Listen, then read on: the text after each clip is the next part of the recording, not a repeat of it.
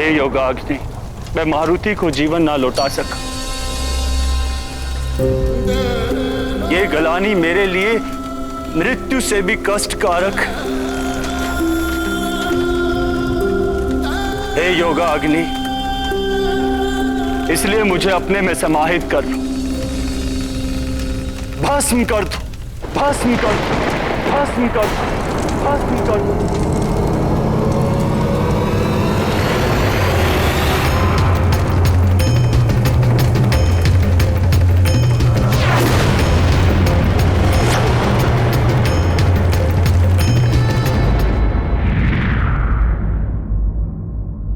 संसार भर में त्राही त्राही मची हुई है त्रिदेव।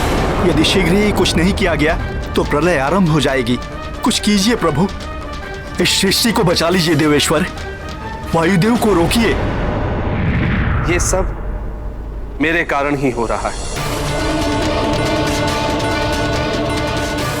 मैं आप सबसे क्षमा चाहता हूं। बहुत बड़ी भूल कर दी है मैंने। हे देवेश्वर, हे श्रीहरि विष्णुदेव, हे परमपिता ब्रह्मदेव, एक बालक पर अस्त्र प्रहार करके बड़ा अपराध किया है मैंने। मुझे क्षमा कर दीजिए और मारुति को जीवन दान दे दीजिए। किंतु देवराज, आपके नियम? महादेव, यदि संसार के कल्याण के लिए उसमें संशोधन की आवश्यकता है तो शीघ्र ही उसमें संशोधन कर लेना चाहिए।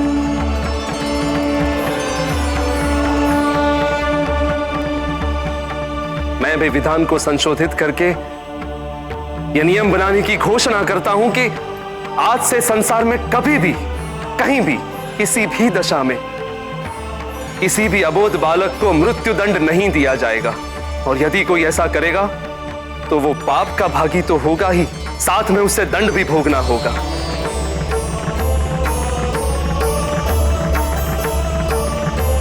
देव, मारुति के कारण ही मुझे मेरे अधिकार और कर्तव्य के मध्य अंतर का बोध हो गया है। और मुझे यह भी ज्ञात हो गया है कि नियम कभी भी कठोर नहीं होने चाहिए। नियमों में उदारता, ममता और वात्सल्य का भी स्थान होना चाहिए।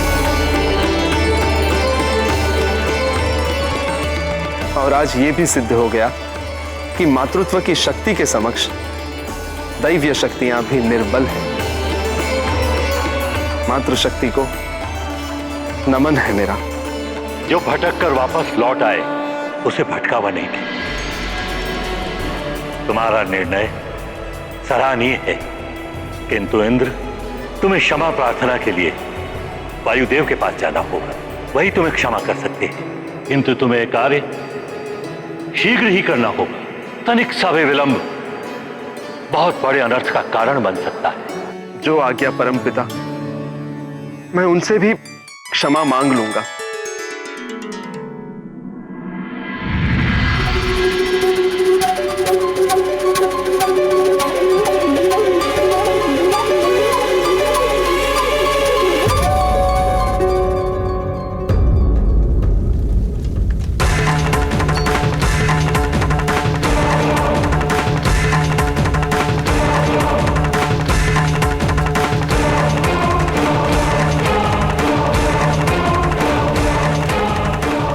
इस निराशा भरे जीवन से मुक्ति दिलाओ योगाग्नियों। अब मैं और जीवित नहीं रहना चाहता। भस्म कर दो मुझे।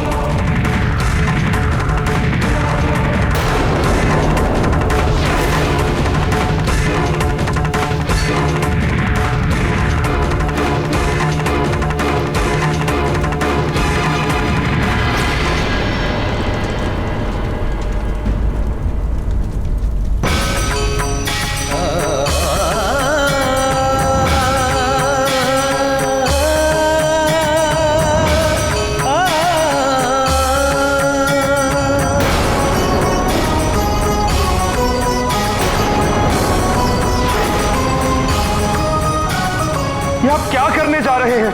ऐसा अनर्थ मत कीजिए। इस अनर्थ का आरंभ आपने किया था देवराज इंद्र, अब इसका अंत मैं करूंगा।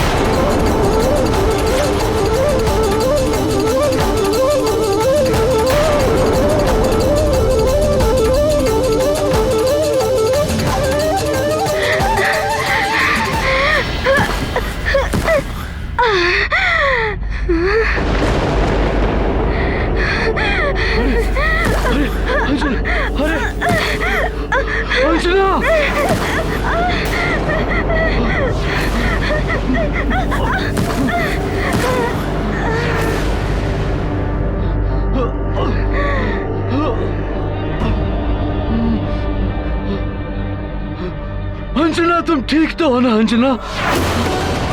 अंजना,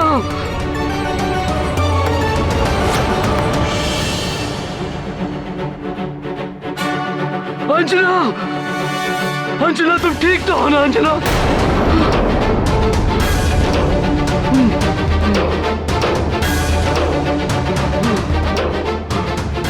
अंजना, अंजना, आंखें खोलो अंजना, अंजना,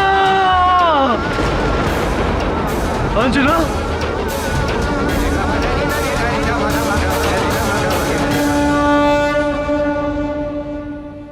मैं अपने कृत्य के लिए क्षमा मांगता हूं वायुदेव। क्षमा वायुदेव, क्षमा। मैं अपना अपराध स्वीकार करता हूं। राहु की बातों में आकर मेरी मति फिर गई थी, और ऊपर से देवराज पद का अभिमान। वायुदेव, सत्य कह रहा हूं मैं। घृणा हो रही है मुझे अपने आप पर कि कैसे मैंने एक अबोध बालक पर वज्र प्रहार किया। बालक अपना हो या किसी अन्य का, सभी बालक भगवान का रूप होते हैं। उनका मन निर्मल होता है, निश्चल व्यवहार और नटखट लीलाएं मन को मोहने वाली होती हैं, किंतु जो भी उनकी लीलाओं का आनंद नहीं ले सकता, उसका जीवन व्यर्थ है।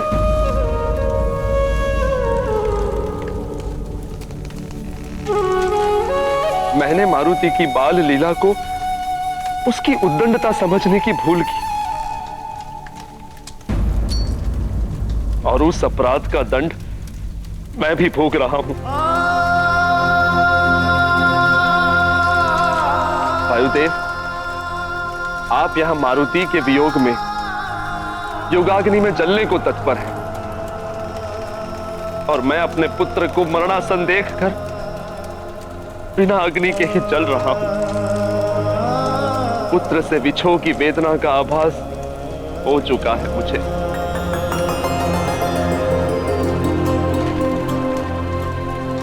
बहुत विलंब से आभास हुआ देवराज इंद्र। अब ना तो क्षमा की आवश्यकता है, ना ही विनती या निवेदन की, क्योंकि दीपक की ज्योति बुझने के पश्चात उसमें कितना भी घृत डाल लीजिए, ज्योति प्रज्वलित नहीं होगी। क्षमा करें योगाग्नि, भस्म कर दो मुझे, मुक्ति दिलाओ मुझे समस्त क्षोभ से, इस संसार से।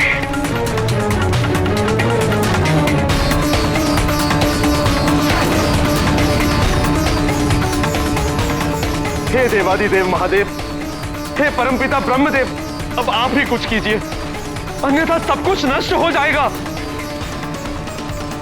हाँ प्रभु, शीघ्र ही कुछ नहीं किया गया तो अनर्थ हो जाएगा।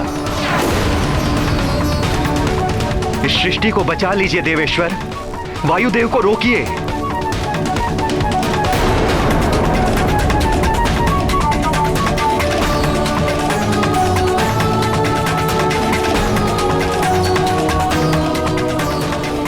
पंच तत्वों के स्वामी होने के नाते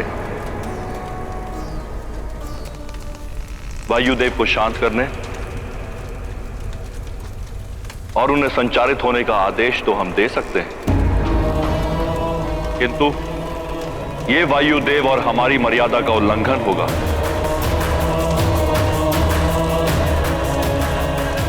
यदि यह कार्य मारुति ही करे तो इसमें सृष्टि का उद्धार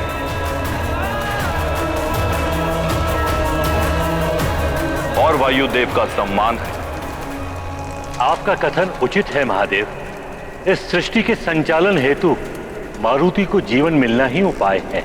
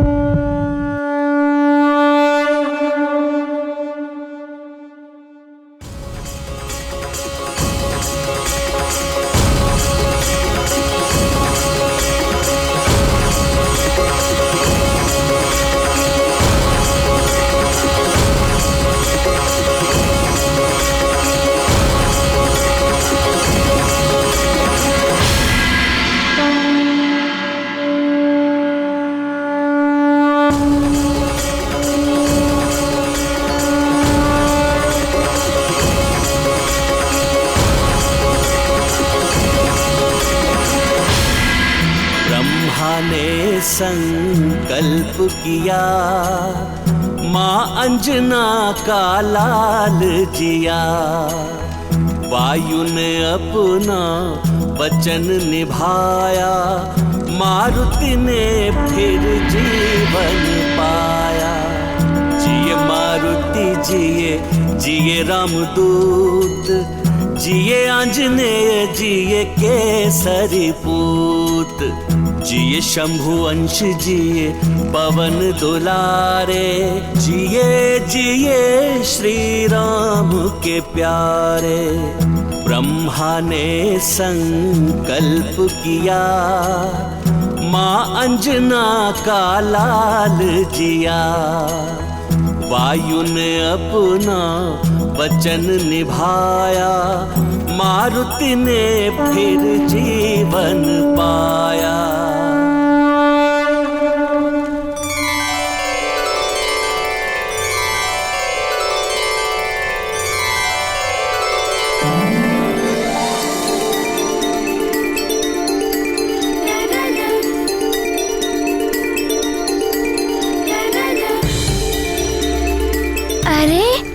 मारुति को चोट लगी थी और कुछ पीड़ा भी नहीं हुई।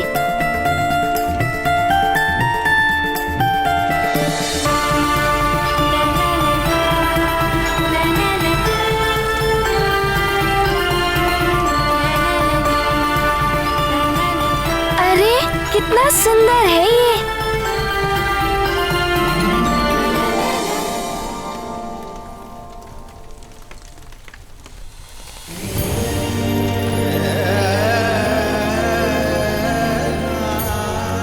महादेव प्रभु,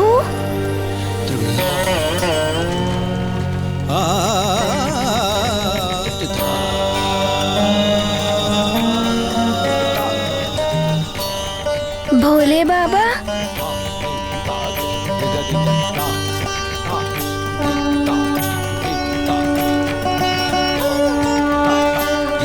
प्रणाम।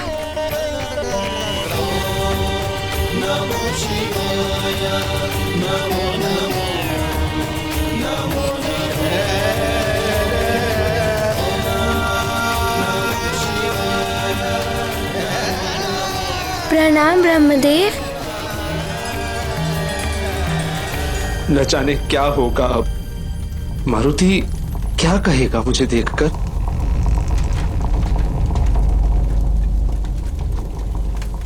देवराज इंद्र, आप भी यहाँ हैं?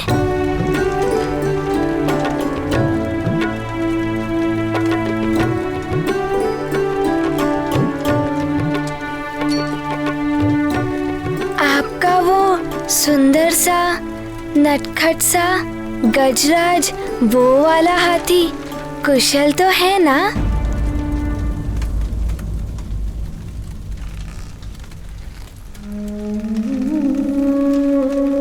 मुझे क्षमा कर दो मारुति। अरे ये आप क्या कह रहे हैं? बड़े क्षमा नहीं मांगते। हमने यही सीखा है अपनी माता से।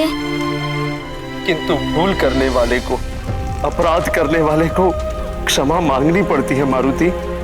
तुम्हारी बाल लीला को उद्दंडता समझकर मैंने तुम पर वज्र प्रहार किया, जिसका दुष्परिणाम संपूर्ण सृष्टि को भुगतना पड़ रहा है। ये क्या कह रहे हैं आप? मुझे तो कुछ भी समझ नहीं आ रहा है। बस आप मारुति से बड़े हैं, इसीलिए आप क्षमा मत मांगिए। मैं छोटा हूँ, इसीलिए क्षमा तो मारुति को मांगनी चाहिए।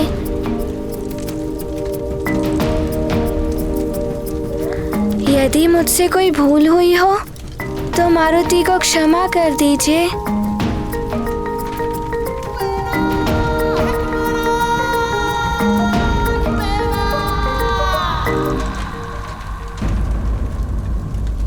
आपको क्या हो गया? आप इतनी चिंतित दिखाई दे रहे हैं।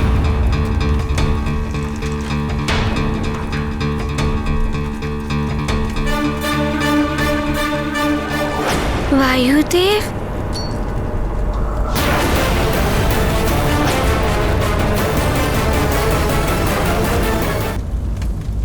ये वायुदेव को क्या हो गया है? वो अग्नि में घिरकर क्या कर रहे हैं? व्यथित है वायुदेव। व्यथित है वायुदेव।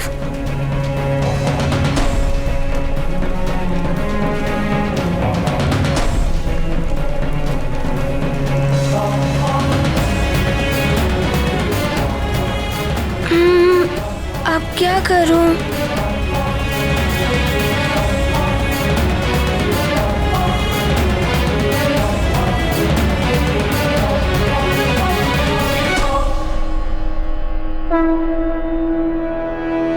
वायुदेव, वायुदेव, ऐसा मत कीजिए। दुखी ना होइए। यदि आप दुखी होंगे तो मुझे सीख कौन देगा? क्रोध त्याग दीजिए। क्रोध का परिणाम हानि ही होता है। जैसे इंद्रदेव ने क्रोध किया था और मुझे हानि पहुंची थी। यदि आप क्रोध कर रहे हैं तो जगत को हानि पहुंच रही है।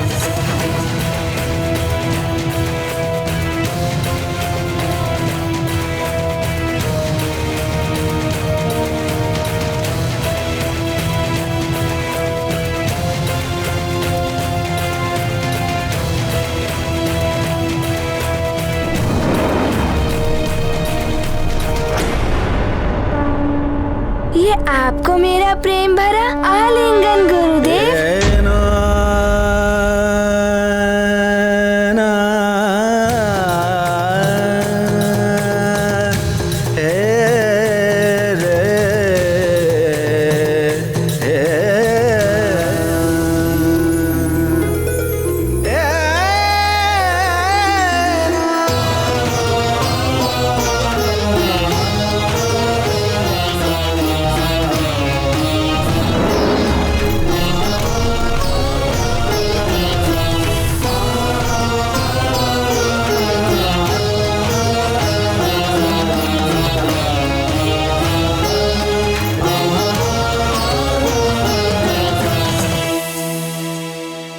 ये स्वप्न है या यथार्थ? ये सत्य है, कोई स्वप्न नहीं वायुदेव।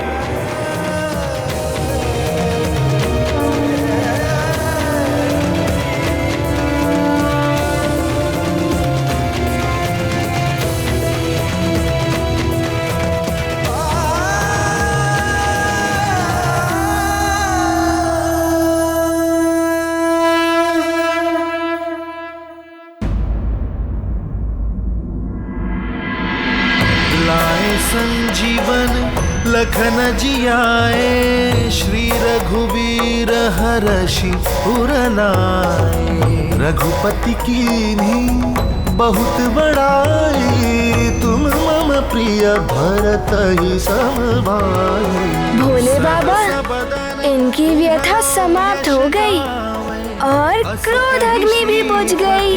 कंठ लगा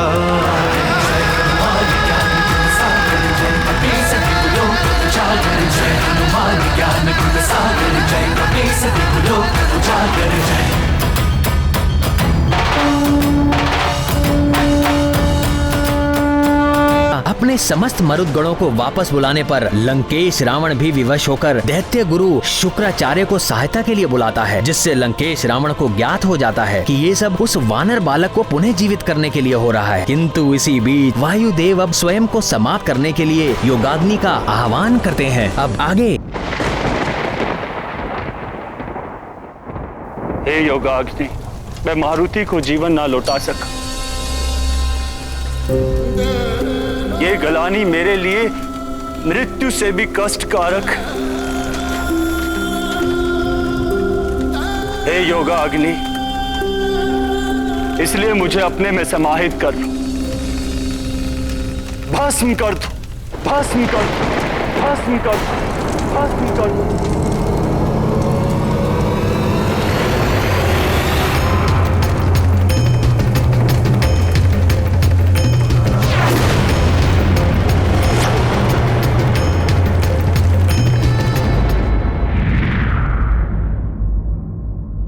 संसार भर में त्राही त्राही मची हुई है त्रिदेव। यदि शीघ्र ही कुछ नहीं किया गया तो प्रलय आरंभ हो जाएगी।